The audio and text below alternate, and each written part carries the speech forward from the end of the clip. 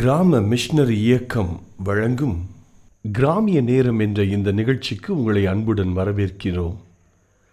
கிராம மிஷனரி இயக்கம் கடந்த 27 ஆண்டுகளாக சிறுவர் மற்றும் வாலிபர் மத்தியில் ஊழியம் செய்து வருகிறது. 800க்கும் மேற்பட்ட மிஷனரிகளோடு தமிழ்நாட்டில் உள்ள 38 மாவட்டங்கள் உட்பட ஆந்திரா, ஒடிசா, கர்நாடகா, சத்தீஸ்கர், ஜார்க்கண்ட் மற்றும் மத்திய பிரதேசம் ஆகிய மாநிலங்களிலும் நற்செய்தி பணியை செய்து வருகிறது. எமது இலக்கு 1,00,000 கிராமங்கள், 7,000 மிஷனரிகள், ஒவ்வொரு மாநிலத்திலும் 500 மிஷனரிகள். எமது தரிசனம் என் ஆட்டுக்குட்டிகளை மேய்ப்பாயாக என்ற வசனத்தின்படி கிராமங்களில் உள்ள சிறுவர் மற்றும் வாலிபர்களை கிறிஸ்துவுக்குள் வழிநடத்தி அவர்கள் மூலம் கிராமங்களை சுவிசேஷ மயமாக்குதல், சந்திக்கப்படும் சிறுவர் மற்றும் வாலிபர்களை நாளைய தலைவர்களாகவும் ஊழியர்களாகவும் உருவாக்குதல், ஒவ்வொரு கிறிஸ்தவரையும் ஆத்தும ஆதாயம் செய்கிறவராக மாற்றுதல். இப்பொழுதும் எமது நிகழ்ச்சிகளை ஜெபத்துடன் பார்த்து பயனடையுங்கள். செயல்படும் கிறிஸ்தவர்களாக தேவனுக்கு உங்களை அர்ப்பணிப்பது உறுதி. ஹலோ நேயர்களே, உங்ககிட்ட ஒரு நிமிஷம் பேசலாமா? 2 சகோதரர்கள் இருந்தாங்க. மூத்த அண்ணே ஆண்டவருக்கு பயந்து உண்மையா நடக்கிறவரா இருந்தாரு. அவருடைய வீட்டுல எல்லாம் சாதாரணமா இருந்துச்சு. சாதாரண உடை, சாதாரண உணவு, சாதாரண வீடு, சாதாரண உடை, சாதாரண உணவு இருந்துச்சு. அவருடைய தம்பி ஒரு பெரிய தொழிலதிபரா இருந்தாரு. அவர் ஏசப்பாவை தேடவே மாட்டாரு. ஆனா அவருடைய வீட்டுல எல்லாமே காஸ்ட்லியா இருக்கும். அவருக்கு நிறைய கார் இருக்கும், பங்களா, வீடுன்னு அவருக்கு எல்லாமே இருந்துச்சு. அப்போ ஒருத்தர் கேட்டாரு, நீங்க ஏசப்பாவை தேடுறீங்க, ஆனா உங்களுக்கு எல்லாமே சாதாரணமா இருக்கு, ஆனா உங்க தம்பியை பாருங்க, அவரை பார்த்தா உங்களுக்கு கவலையே இல்லையா அப்படின்னு கேட்டாரு. உடனே அவர் சொன்னாரு, எனக்கு மற்றவங்கள பார்த்தாலாம் கவலை இல்லை, ஏசப்பா எனக்கு என்ன வேணுமோ அதை தந்திருக்காரு, நான் சந்தோஷமா இருக்கேன் அப்படின்னு சொன்னாரு. அதே மாதிரிதான் நேயர்களே, நம்மளும் நிறைய நேரங்கள்ல மற்றவங்களை பார்த்து நம்மள இருக்க சந்தோஷத்தை இழந்துடுறோம். நம்மகிட்ட இருக்கிறதுல நம்ம திருப்தியா இருந்தோம்னா நம்மளும் சந்தோஷமா இருக்கலாம். பைபிளையும் ஒரு வசனம் சொல்லுது, போதும் என்ற மனத்துடனே கூடிய தேவ பக்தி மிகுந்த ஆதாயம். உங்ககிட்ட ஒரு நிமிஷம் பேசலாமா? ஒரு வண்ணத்து பூச்சி முட்டையில இருந்து வெளிவரப்போ ஒரு புழு வடிவுல தான் வெளிவரும். அதுக்கப்புறம் தான் அது ஒரு கூட்டு புழுவா மாறும்.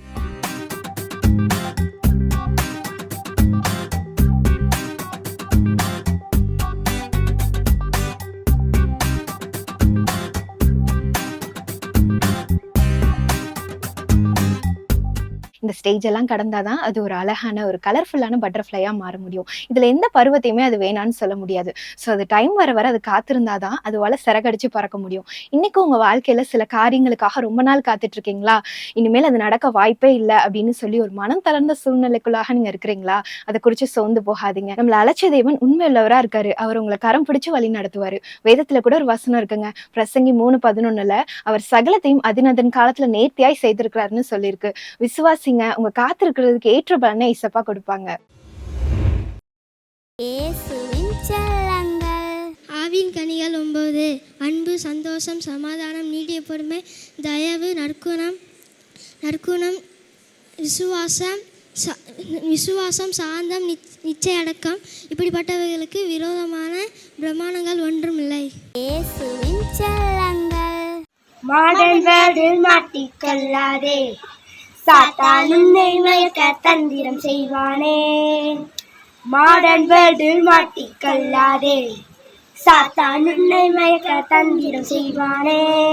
அவன் சாட்டையால் உன்னை சுற்றி பம்பரம் போல சுற்றுவான், சாட்டையால் உன்னை சுற்றி பம்பரம் போல சுற்றுவான்.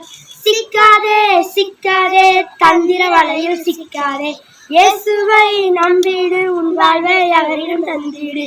சிக்காதே சிக்காதே, தந்திர வலையில் சிக்காதே, இயேசுவை நம்பிடு, உன் வாழ்வை அவரிடம் தந்திடு. மாடர்ன் வேர்ல்டில்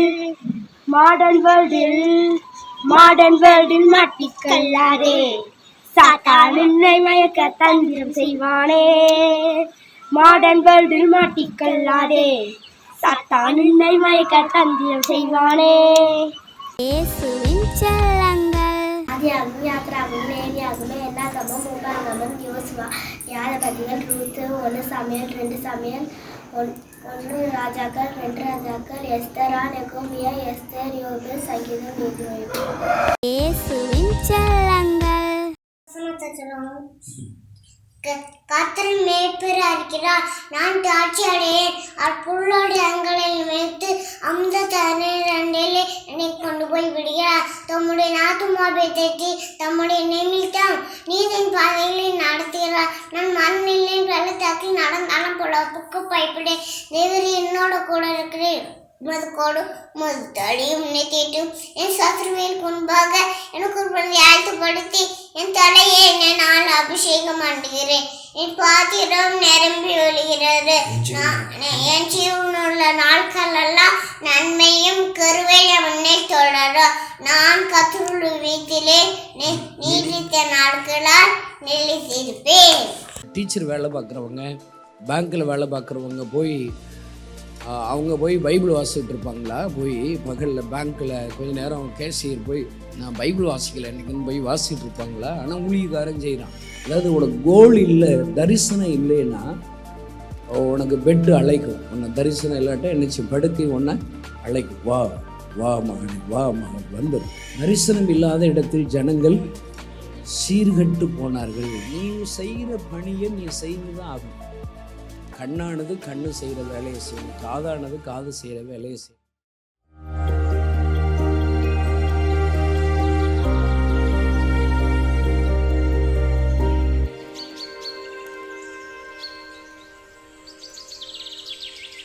இப்போ நம்ம சரீரத்தின் அவயங்கள் இருக்குது. அவயங்களில் யூஸே இல்லாத அவயம் எது? இந்த அவயத்தால் பயனே இல்லை, இதை வேணால் வெட்டி எடுத்துட வேண்டிதான். இப்போ நம்ம இருக்க இந்த பெருவிரல் யூஸ் இல்லை, அது ரொம்ப சின்னதாக இருக்குது. எல்லா விரல் நல்லா இருக்குது. பெருவிரல் யூஸ் இல்லை. இந்த பெருவிரலை வெட்டி எடுத்துட்டோன்னா என்னாகும்? நீ கற்பனை பண்ணி பாரு, சாப்பிடும்போது என்ன செய்யணும்? அது அந்த விரல்லாட்டா நீ சோறே சரியாக இருக்கும். எடுத்து இப்படி ஆமாம் வாயில் வைக்க வேண்டியதான். எல்லா காரியத்துலேயும் எல்லாமே முடி. இப்போ முடி இல்லாமல் ஒருத்தர்னா இருக்கிறாரு, முடிக்காக ஒரு 10 லட்ச ரூபா செலவழிச்சிருக்கிறார். ஆனாலும் ஒரு முடி வரல அவருக்கு. அவர் சொல்லார், அங்கே அட்வர்டைஸ்மெண்ட் கொடுத்தாங்க, இங்கே அட்வர்டைஸ்மெண்ட் கொடுத்தாங்க, அங்கே போனால் முடி வளர்ந்துடும், இங்கே போனால் இதை சாப்பிட்டா முடி வளர்ந்துடும். முடி தான் அவருடைய வாழ்க்கை. எனக்கு தெரிஞ்ச ஒரு வாழை பையன் நல்ல சேலரி வாங்குகிறான், தன்னுடைய முடி இல்லைங்கிறதுனால வீட்டை விட்டு வெளியே வர மாட்டான், மெண்டல் ஆகிட்டான். என்ன நம்மளை பார்த்தா அசிங்கமாக இருக்குன்னு சொல்லி முடி இருக்கிறவன் முடியே இல்லாமல் மொட்டை எடுத்துக்கிறான், அதுதான் அழகாக இருக்குங்கிறான். சரி, எல்லாமே பாருங்கள், ஆண்டவர் சொல்லும்போது உன் தலையில் இருக்கிற முடியெல்லாம் என்ன பெற்றிருக்குது. என்ன பாரு, முடி தான் பெருசு போல்றது. நீதிமொழியில் போட்டிருக்கு, நரைமுடி ஒருத்தனுக்கு மகிமையா. அறிவாளிகள் முதிர்வு, அந்த முதிர் வயதை மெச்சூர்டை காமிக்கும். அப்போ எதுவுமே நம்ம கனவீனத்திற்கு பாத்திரம் அல்ல. ஒரு இடத்துல கனமுள்ள பாத்திரமாக இருக்கும், கனவீனமான பாத்திரமாக இருக்கும். ஆனால் எல்லாம் வேணும். அது எல்லாமே என்ன செய்யணும்? வேணும். நான் ஒன்றும் பிரயோஜனம் இல்லை, நான் அற்பமாக இருக்கிறேன், நான் வீணாக இருக்கிறேன் அப்படின்னு சொல்லி நினைக்கக்கூடாது. நீங்கள் உங்களுடைய திராணியில் இன்னும் என்ன செய்யணும்னு சொல்லி நம்ம யோசித்து பார்க்கணும். ஏன்னா எப்படியெல்லாம் நான் கனி கொடுக்கலாம், எப்படியெல்லாம் நான் பிரயோஜனமாக என்னை மாற்றிக்கிறலாம் அப்படின்னு சொல்லி என்ன செய்யணும்? ஜெபிச்சு காரியங்களை என்ன செய்யணும்? நடப்பிக்கணும், வரங்களை பெற்றுக்கொள்ளணும். நமக்கு என்ன கவலை வேணும்? வரங்கள் நம்ம பெறணும்னு கவலை வேணும், நம்ம ஆண்டவருக்கு பிரயோஜனப்படணும்னு கவலைப்படணும். அந்த கவலையில் தான் ரொம்ப இருக்கணும். ஒன்றை ஆண்டவர் தெரிந்து கொண்டு இங்கே கொண்டு வந்திருக்காருன்னா எதற்காக தான் கவலைப்படணும்? ஆத்துமாக்களை குறித்து, இயேசுவை எப்படி நான் பிரியப்படுத்தணும்னு கவலைப்படணும், இயேசுவை எப்படி நான் சந்தோஷப்படுத்தணும்னு சொல்லி கவலைப்படணும். இயேசுவுக்காக இன்றைக்கி நான் என்ன புதுசாக செய்யணும்? கடினமாக இருக்கணும். நீ படுக்கைக்கு போகும்போது உன் சரீரம் எல்லாம் பலவீனமாக இருக்கணும். நீ போன அடுத்த நிமிஷத்தில் டக்குன்னு தூங்கிடணும். ஆனால் தூங்கணும்னு சும்மா முழிச்சிருக்கும் போதே படுத்து ரொம்ப நாளாக ஆச்சுனாங்க. என் ஸ்பிரிச்சுவல் லைஃப்பில் தூங்கணும், தூக்கமே வர்றது என்ன செய்யணும்? சும்மா அப்படி போய் தூங்கிட்டு கொஞ்ச நேரம் கண்ணை மூடினா தூக்கம் வந்துடும்னு சொல்லி அப்படின்னா தூங்கினதே இல்லை. சும்மா உட்காந்து பைபிள் வாசிச்சுட்டே இருக்கேன், ஜெபிச்சுட்டே இருப்பேன். திடீர்னு என்ன அறியாமல் அப்படி விழுவோம் பாருங்க. நம்ம தூக்கம் வந்துருச்சு. நம்மள அறியாமல் அப்படி தான் தூங்கி பழக்கம் எனக்கு. என் பையன் பார்க்குறோம், ஜோ பார்க்குறோம், அவன் அப்படி தான் தூங்குறான். அவன் அப்படியே உட்காந்துட்டு இருக்கும்போதே அப்படியே அசருவான், அப்படியே சாமி ஆடுவான். அப்படியே மெதுவாக அப்படி போய் மல்லாத்துறன்னா அவன் தூங்கிடுவான். அதுதான் இயற்கை. நீ தூக்க வரலாண்டாலும் பகலில் சும்மா போய் படுத்திருக்கிறான், அது ஆண்டவரை துக்கப்படுத்துவதற்கு சமானம். ஆண்டவர் அதில் பிரியமாக இருக்க மாட்டார். அவங்களுக்கெல்லாம் பேர் பைபிளில் என்ன போட்டிருக்குன்னா சோம்பேறிகள் அப்படி போட்டிருக்கு. இன்னும் கொஞ்சம் கையை முடக்கிக்கிடுவோம், இன்னும் கொஞ்சம் தூங்கட்டும். அதாவது உனக்கு கோல் இல்லை, தரிசனம் இல்லைன்னா உனக்கு பெட்டு அழைக்கும். உன்னை தரிசனம் இல்லாட்டா என்னச்சு படுக்கை ஒன்றை அழைக்கும். வா வா மகனே, வா மகன் வந்துடு, உனக்கு ரொம்ப ஹெல்த் வீக்காக சும்மா படு. கோல் இருக்கணும். இன்றைக்கி என்ன செய்ய போகிறோம்? இலக்கு இருக்கணும். இன்றைக்குள்ள இலக்குகளை நீ என்ன செய்யணும்? அச்சீவ் பண்ணணும், அடையணும். தரிசனம் இல்லாத இடத்தில் ஜனங்கள் சீர்கட்டு போனார்கள். இன்றைக்கி உள்ள அந்த தரிசனம், இன்றைக்கி நான் என்ன செய்ய போகிறேன், உன்ட ரெக்கார்ட்ஸ் இருக்கணும், பிளானிங் இருக்கணும். இன்றைக்கி நான் என்ன செய்யணும், வரிசையை எழுதியிருக்கணும். இன்றைக்கி இந்த காரியத்துக்காக ஒரு அரை மணி நேரம் 4 பேர் சேர்ந்து ஜெபிக்கணும். எல்லா காரியங்கள்லேயும் நீ திட்டமிடணும். பகலில் என்ன செஞ்சிடக்கூடாது, பைபிள் வாசிக்கக்கூடாது, உனக்காக தனி ஜெபம் பண்ணுறேன்னு பண்ணக்கூடாது. பகலில் ஆத்துமாக்களுக்காக ஜெபிக்கணும். இப்போ டீச்சர் வேலை பார்க்குறவங்க, பேங்க்கில் வேலை பார்க்குறவங்க அவங்க போய் பைபிள் வாசிக்கிட்டு இருப்பாங்களா? போய் பகலில் பேங்க்கில் கொஞ்சம் நேரம் கேஷியர் போய் நான் பைபிள் வாசிக்கலை என்றைக்குன்னு போய் வாசிக்கிட்டு இருப்பாங்களா? ஆனால் ஊழியக்காரன் செய்கிறான். சோம்பேறிகள். பகலில் என்ன செய்யணும்? ஆத்துமாக்களுக்காக, தேசத்திற்காக கிரியை செய்கிற நாட்கள் இது, கிரியைகளை நடப்பிக்கிற நாட்கள் இது. உலகத்தில் இருக்கிற எல்லாரும் பணம் சம்பாதிக்கணும், குடும்பத்தை காப்பாற்றணும்னு சொல்லி எல்லாரும் ஓடுறாங்க. காலையிலேருந்து சாயங்காலம் வரைக்கும் நெற்றி வேர்வை சிந்த உழைக்கிறதுக்கு ஓடுறாங்க. அப்போ ஊழியக்காரங்க நம்ம நினச்சோம், நமக்கு என்ன வேலைக்கு ஆண்டவர் அழைச்சிருக்கிறார்? ஆத்துமாக்களுக்காக, ரட்சிப்பிற்காக ஆண்டவர் நம்மளை பயன்படுத்தணும். பெரிய எழுப்புதல் வரணும், அதை செஞ்சுதான் ஆகணும். அப்போ நமக்கு வேலைகள் எவ்வளோ இருக்குது பாருங்கள். அதில் ஒன்று ஒரு பார்ட்டாக தான் வச்சுருக்கிறார். நீ செய்கிற பணியை நீ செய்து தான் ஆகணும். கண்ணானது கண்ணு செய்கிற வேலையை செய்யணும், காதானது காது செய்கிற வேலையை செய்யணும். உன்னை தாயின் கருவில் உருவாவதற்கு முன்னமே இப்படிப்பட்ட தரிசனத்தை முன்குறித்தார். செலக்ட் பண்றதுக்கு முன்னாடி லோத்து ஒரு சின்ன ஜெபம் பண்ணிருக்கலாம். ஆண்டவரே, நான் தவறானதை செலக்ட் பண்ணிடாதபடி இருக்கிறதுக்கு எனக்கு உதவி செய்யுங்க. ஆனா யாருடைய வாழ்க்கையையும் அவர்கள் சாதிக்கவே இல்லை. உங்களுடைய கிறிஸ்தவ வாழ்க்கை, ஆண்டவரோடு இருந்த அந்த வாழ்க்கை யாரையுமே ஆண்டவருக்கு நேரா வழிநடத்தவே இல்லை. ஆண்டவராகிய இயேசு கிறிஸ்துவின் இனிதான நாமத்தினாலே கிராம மிஷனரி இயக்கத்தின் சார்பாக இந்த டிவி நிகழ்ச்சியை பார்த்து கொண்டு இருக்கிற உங்கள் ஒவ்வொருவருக்கும் அன்பின் வாழ்த்துதலை தெரிவித்துக் கொள்கிறேன். எங்களுடைய மிஷனரி இயக்கத்தின் மூலமாக ஒவ்வொரு நாளும் வெளிவருகிற இந்த செய்திகளை கேட்டு ஆண்டவருக்குள்ளாக இன்னும் ஊன்ற கட்டப்படுவீர்கள் என்று நாங்கள் நிச்சயமாய் நம்புகிறோம். எங்களுடைய ஊழியத்திற்காக நீங்கள் ஜெபியுங்கள். ஆண்டவர் எங்களுக்கு கொடுத்த பெரிய தரிசனம் என்னவென்றால் 7000 மிஷனரிகளை இந்தியா முழுவதிலும் எழுப்ப வேண்டும், 1,00,000 கிராமங்களை சந்திக்கணும் அப்படின்னு சொல்ற ஒரு பெரிய இலக்கை, தரிசனத்தை ஆண்டவர் எங்களுக்கு கொடுத்திருக்கிறார். அதன்படி ஆண்டவருடைய சித்தத்தின்படி ஜெபத்தோடு திட்டமிட்டு இந்த ஊழியத்தை நிறைவேற்றி வருகிறோம். 1000க்கும் மேற்பட்ட முழுநேர ஊழியர்கள் எங்களோடு கூட இருக்கிறாங்க. தமிழ்நாடு, ஆந்திரா, ஒடிசா, சத்தீஸ்கர் போன்ற அநேக வெளி மாநிலங்களிலும் இந்த கிராம மிஷனரி இயக்க ஊழியத்தை நாங்கள் செய்து வருகிறோம். உங்களுடைய ஜெபங்கள் எங்களுக்கு தேவை. நாங்கள் பணித்தளங்கள்ல காலூன்றி நின்று தேவனுக்காக ஊழியத்தை செய்ய வேண்டும் என்றால் உங்களுடைய முழங்கால்கள் எங்களுக்கு தேவை. நீங்கள் எங்களுக்காக ஜெபித்துக் கொள்ளும்படி உங்களை அன்போடு கேட்டுக்கொள்கிறேன். இந்த நாளிலும் ஆண்டவர் நம்மோடு எதை குறித்து பேச போகிறார்? ஆண்டவர் நம்ம இடத்துல பேசுகிற வார்த்தை நம்முடைய வாழ்க்கையை மாற்றும் இல்ல. ஆண்டவர் நம்ம இடத்துல பேசிட்டாங்கன்னு சொன்னா நம்முடைய இருதயத்துல ஒரு மறுமலர்ச்சி உண்டாகும். நொறுங்குண்ட இருதயத்தின் காயங்கள் எல்லாம் கட்டப்படும். ஏதாவது ஒரு காரியத்துல நம்ம குறைவுபட்டிருந்தோம் அப்படின்னு சொன்னா அந்த குறைவுகளை ஆண்டவருடைய வசனம் மாற்றும். அப்ப ஆண்டவருடைய வார்த்தையை கேட்கறதுக்கு முன்னாடி, ஆண்டவரே நீர் என்னோடு நீங்க பேசுங்க, என்னை மாற்றுங்க, என்னை சரிப்படுத்துங்க, என்னுடைய காயங்களை கட்டுங்க, என்னை ஆறுதல் படுத்துங்க, இன்னும் உங்களுக்காக செயல்படுகிறவனா என்னை மாற்றுறதுக்கு இந்த வார்த்தை எனக்கு உதவி செய்யட்டும்னு சொல்லி ஒரு நிமிடம் நம்முடைய இருதயத்தை தாழ்த்தி, இருதயத்தை திறந்து, நம்முடைய கண்களை மூடி ஆண்டவருடைய சமூகத்துல நம்ம ஜெபிப்போம். அன்பின் பிதாவே, பேசுகிறது நீங்கள் அல்ல, உங்கள் பிதாவின் ஆவியானவரே என்று வேதம் சொல்லியிருக்கிறதே. பேசுகிற அடிமையை மறைத்து கேட்கிற உடைய ஜனங்கள் ஒவ்வொருவரோடும் நீர் பேசுவீராக என்று சொல்லி ஜெபிக்கிறேன். உடைய வார்த்தை வல்லமையுள்ளதாய் வரட்டும் அப்பா. உங்களுடைய வார்த்தை ஆண்டவரை, புடமிடப்பட்ட உடைய வார்த்தை எங்களுடைய இருதயத்தை ஆண்டவரை சுத்தமாக்கட்டும்னு சொல்லி ஜெபிக்கிறேன். அப்படியே நீ செய்ய போறதற்காக ஸ்தோத்திரம். இயேசுவின் மூலம் ஜெபிக்கிறேன் நல்ல பிதாவே, ஆமேன் ஆமேன். இன்றைக்கு ஆண்டவர் நம்மிடத்துல எச்சரிப்பின் அடையாளமாக உள்ள ஒரு நீதிமானை குறித்து நம்மோட பேச இருக்கிறாங்க. என்னடா நீதிமான்னு சொல்றீங்க உங்க தலைப்புல, ஆனா எச்சரிப்பின் அடையாளம்னு சொல்றீங்களே, ஒரு நீதிமான் எப்படி நமக்கு எச்சரிப்பின் அடையாளமா மாற முடியும் அப்படின்னு தானே யோசிக்கிறீங்க. ஆமா, புதிய ஏற்பாட்டிலே பேதுருவின் மூலம் பரிசுத்த ஆவியானவர் அவரை நீதிமான் என்று சொல்லுகிறார், நீதியுள்ள இருதயம் உள்ளவர் என்று சொல்லுகிறார். ஆனா பழைய ஏற்பாட்டுல அவருடைய வாழ்க்கையின் சரிதம் ஃபுல்லா ஒரு 2 அதிகாரத்துல கொடுக்கப்பட்டிருக்கிறது.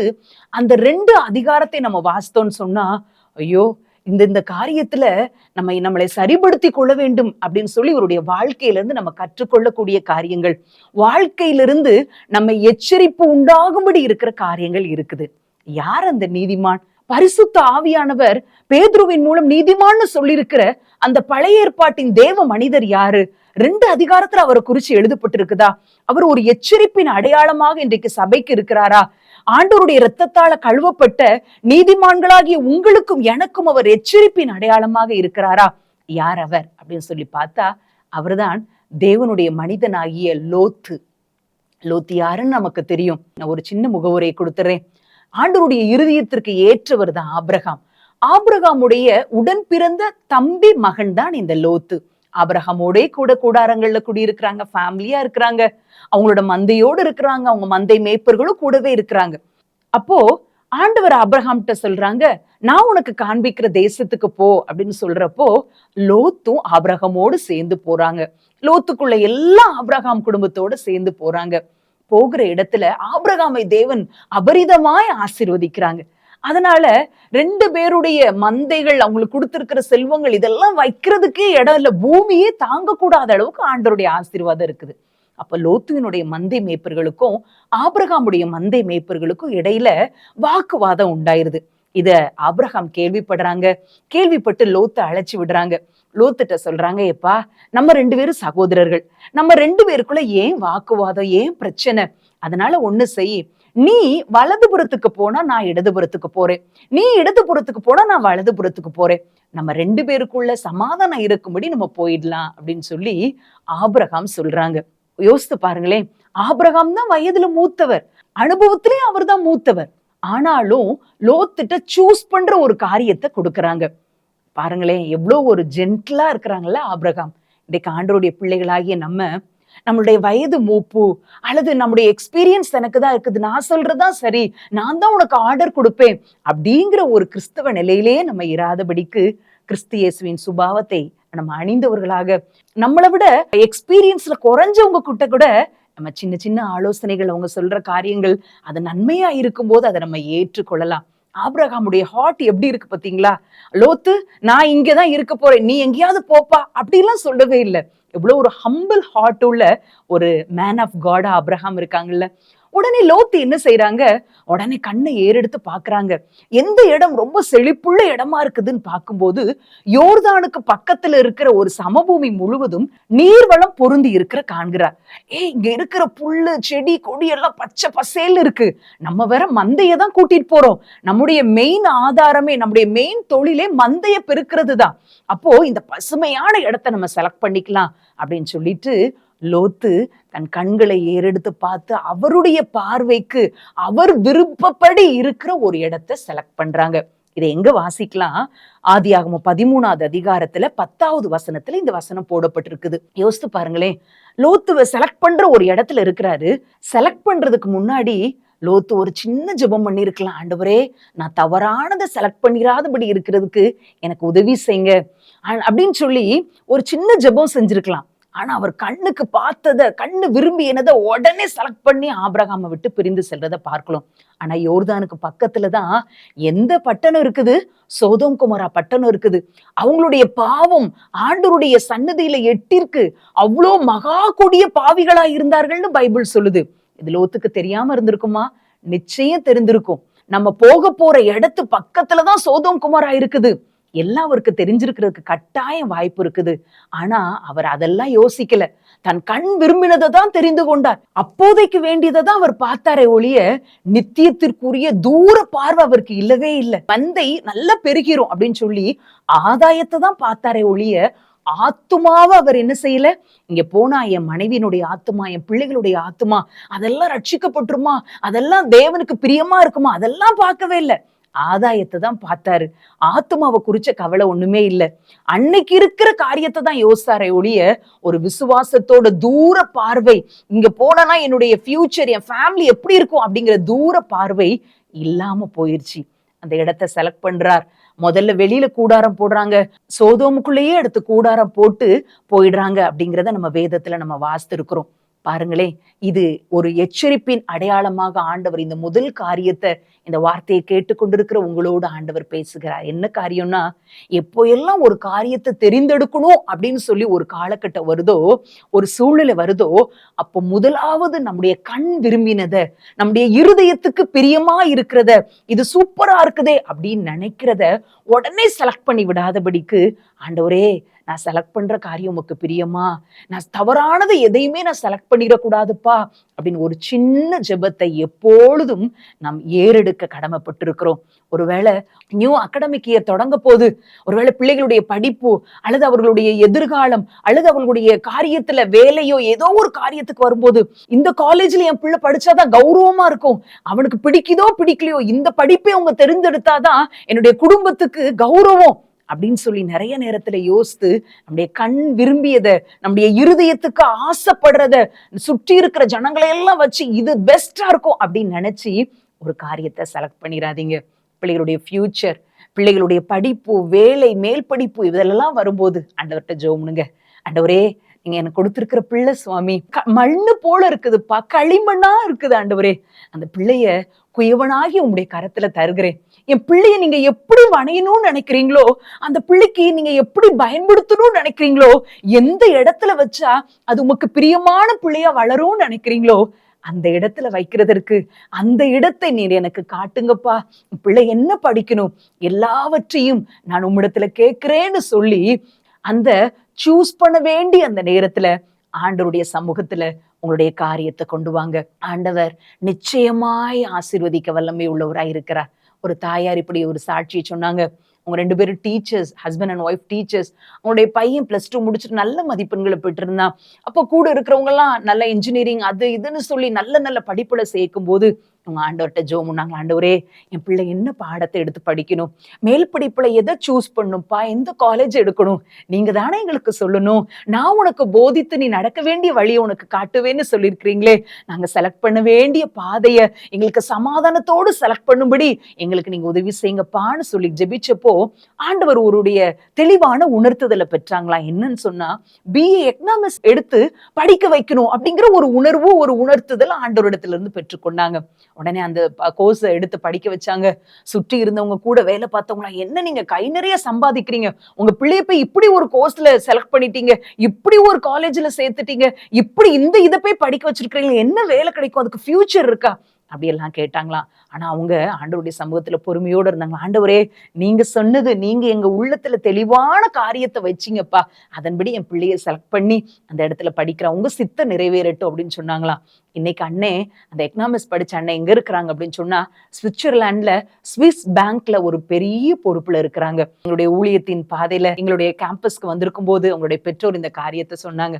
பாருங்களேன், ஒருவேளை அந்த நேரத்துல அது ஒண்ணுமே இல்லாததை போல இருக்கலாம், அற்பமான ஆரம்பத்தை போல இருக்கலாம். ஆனா ஆண்டவருடைய வார்த்தையை கேட்டு அதன்படி செய்யும் போது, அவருடைய வழிநடத்துதலை பெற்று செய்யும் போது அது ஆசீர்வாதமான வாழ்க்கை. அவருடைய காலேஜ் டேஸ்ல பரிசுத்தமா என்னை காத்துக்கொள்ள ஆண்டவர் உதவி செஞ்சார். அங்க ஊழிய செய்யணுங்கிற ஒரு பாரத்தை நான் பெற்றுக்கொண்டேன். இன்னைக்கு சுவிட்சர்லாந்து தேசத்துல இருக்கிறேன். அங்கேயும் ஆண்டவருக்காக சாட்சியாய் வாழும்படி ஆண்டவர் வைத்திருக்கிறார் அப்படின்னு சொன்னாங்க. பாருங்களேன், உங்களுடைய செலக்ட் பண்ற காரியம் ஒருவேளை வேலையா இருக்கலாம். ஐயோ, கை நிறைய சம்பளம் இருக்குது, ஆனா சண்டே கூட எனக்கு லீவ் கிடைக்காது, ஆண்டவருடைய பிள்ளைகளோட ஐக்கியம் கொள்ள சர்ச் போறதுக்கு வாய்ப்பே இல்லை, ஆன்லைன்ல எப்பயாவது கேட்டுக்கிட வேண்டியதான் அப்படின்னு ஒரு சூழ்நிலையில அப்படிப்பட்ட ஒரு வேலை வருதா யோசிங்க. ஆண்டவர்கிட்ட கேளுங்க, ஆண்டவரே கை நிறைய சம்பளம் தான், லட்சக்கணக்கில் எனக்கு கையில இப்ப பணம் வரும் உண்மைதான், ஆனா இந்த வேலையில இருந்தா நான் சர்ச்சுக்கு போறதுக்கோ ஒரு ஃபெலோஷிப் போறதுக்கோ ஒரு பிரேயர்ஸ் எல்லாம் அட்டென்ட் பண்றதுக்கோ உங்களுடைய வார்த்தையை கேட்கறதுக்கோ எனக்கு ரொம்ப நேரம் குறைஞ்சிருமே ஆண்டவரே, இது உங்க சித்தமா? ஆண்டவர் தெளிவா வழி நடத்துவார். நியாயமாய் வந்து கொஞ்சம் வருமானம், ஆண்டவருடைய சித்தத்தின்படி உங்க கையில கிடைக்கிற வருமானத்தை தேவன் ஆசீர்வதிக்கும் போது மீதி துணிக்க எடுக்க ஆண்டவர் உதவி செய்வார். அது நிம்மதியா சாப்பிட உதவி செய்வார். வேதனை இல்லாத வாழ்க்கையை ஆண்டவர் தருவார். வேலைன்னு வரும்போது ஆண்டவர்கிட்ட கேளுங்க. கை நிறைய சம்பளத்தை மட்டும் பாத்துறாதீங்க. லோத்து அப்படியே நீர்வளம் பொருந்தின இடமா இருக்குதே அதை மட்டும்தான் பார்த்தார். பிள்ளைகளுடைய எதிர்காலம், பிள்ளைகளுடைய வாழ்க்கை, நம்ம போற இடத்துக்கு பக்கத்துல எந்த ஊர் இருக்கு, அந்த ஊர் மக்கள் எப்படிப்பட்டவங்க, நம்ம அங்கதானே அவங்களோட கான்டாக்ட் வைக்கணும், அவங்களுடைய பழக்கணமுக்களை தொற்றிக்கொள்ளுமோ, அப்படியெல்லாம் யோசிக்கவே இல்லை. நித்தியத்தை குறித்த தூர பார்வை இல்லாததுனால தன்னுடைய மனைவியையும் பிள்ளைகளை இழந்து போனார். ஆகவே வேலைன்னு வரும்போது ஆண்டவர்கிட்ட கேளுங்க. இன்னொன்னு வீடு கட்டுறோமா, எந்த இடத்துல வீடு கட்டலாம் அப்படின்னு சொல்லி இடத்த நம்ம சூஸ் பண்ணும்போது ஓரளவு சர்ச் பக்கத்துல, அதாவது சர்ச்சு கிட்டதான், கிராமத்துல இருக்கும்படி நான் சொல்ல வரல, ஒருவேளை ஒரு 10 கிலோமீட்டருக்குள்ளேயே அது சர்ச்சுக்கு நம்ம வேகத்துல போகக்கூடிய ஒரு இடத்துலதான் இருக்கணும். எங்கேயோ ஒரு கிறிஸ்தவ வாசனையே இல்லாத, ஜெபக்குழுவே இல்லாத, கிறிஸ்தவர்களே இல்லாத, ஆலயமே இல்லாத எங்கேயோ ஒரு இடத்துல சீப்பா இடம் கிடைக்குது, அங்க கட்டினா நிறைய பெரிய வீடா கட்டலாம் அப்படின்னு சொல்லிட்டு நம்ம போனோம்னா, நம்ம நல்ல நாள்லயே ஞாயிற்றுக்கிழமை லைட்டா இருட்டிட்டு இருக்கிற மாதிரி, மழை மேகம் இருக்கிற மாதிரினா, ஐயோ வேண்டாங்க, இன்னைக்கு நம்ம சர்ச்சு தான் இன்னைக்கு லைவ்ல போடுவாங்களே, அங்க உட்காந்து பாத்துக்கலாம், வீட்டுல உட்காந்து பாத்துக்கலாம், சர்ச்சுக்கு போகாதவங்க ஒரு 40 கிலோமீட்டர்லாம் தள்ளி நம்ம ஒரு வீடை கட்டினா ஒவ்வொரு ஞாயிற்றுக்கிழமையும் சர்ச்சுக்கு போக கூடாத அளவுக்கு என்ன செய்யும், ஏதாவது ஒரு சாக்கு போக்கு நமக்கு கிடைக்கும். அதனால சூஸ் பண்ணும்போது, வீடு கட்டணும்னு சூஸ் பண்ணும்போது லோத்தை நினைச்சுக்கோங்க. எப்போ எல்லாம் உங்க வாழ்க்கையின் முக்கியமான காரியங்களை தெரிந்தெடுக்கிறதுக்கு ஒரு டைம்ல நீங்க அந்த ஒரு பீக் டைம்ல நிக்கிறீங்களோ, லோத்து உங்களுக்கு ஞாபகம் வந்துடட்டும். என் கண்ணு விரும்பியதை நான் செய்யறேனா, எனக்கு ஆசைப்படுறதெல்லாம் ஆசீர்வாதமா மாறவே மாறாது, ஆண்டவர் எனக்கு தர்றதா ஆசீர்வாதம் அப்படிங்கறத உங்க உள்ளத்துல பதிச்சுக்கோங்க. லோத்து ஏன் எச்சரிப்பின் அடையாளமாக இருக்கிறார்? அவருடைய தவறான தெரிந்தெடுப்பு, அவருடைய தெரிந்தெடுப்பு ஒரு தவறானதாக இருந்தது. இன்னைக்கு ஆண்டவர் தெரிந்தெடுப்புற காரியத்துல நம்மோடு பேசுறாங்க. லோத்துவின் வாழ்க்கையிலிருந்து ஆண்டவர் நம்ம எச்சரிக்கும்படி இரண்டாவது நமக்கு சொல்லுகிற காரியம் என்னன்னு சொல்லி பார்த்தா, ஆதியாகமம் 19ஆம் அதிகாரத்துல 16வது வசனம். ஆதியாகமம் 19:16 அதுல சொல்லப்பட்டிருக்கிற காரியம், லோத்து தாமதித்து கொண்டிருந்த போது நடக்கிறது என்ன? சோதோம் குமார பட்டணத்துக்குள்ள லோத்து ஃபேமிலியே அங்க ஏதோ ஒரு ஸ்ட்ரீட்ல ஒரு வாடகை வீடு எடுத்து இருக்கிறாங்க. அந்த மக்களுடைய பாவம் கொடியதா இருக்குது. ஆண்டவர் அந்த பட்டணத்தை அழிக்கும்படி 2 தேவதூதர்களை அனுப்புறாங்க. அனுப்பி அவங்களோட கூட இருக்கிறாங்க. அந்த முதல் நாள் இரவு, மறுநாள் காலையில பட்டணத்தை அழிக்க போறோம், வேகமா வாங்க அப்படின்னு சொல்லி அவங்கள துரிதப்படுத்துறாங்க. ஆனா லோத்துவை குறிச்சு போடப்பட்டிருக்கிறது 19:16 லோத்து தாமதித்து கொண்டிருந்த போது. 2வது ஆண்டவர் நம்மை எச்சரிக்கிற காரியம் லோத்துவினுடைய வாழ்க்கையிலிருந்து தாமதம். லோத்து எப்போ தாமதிக்கிறாரு?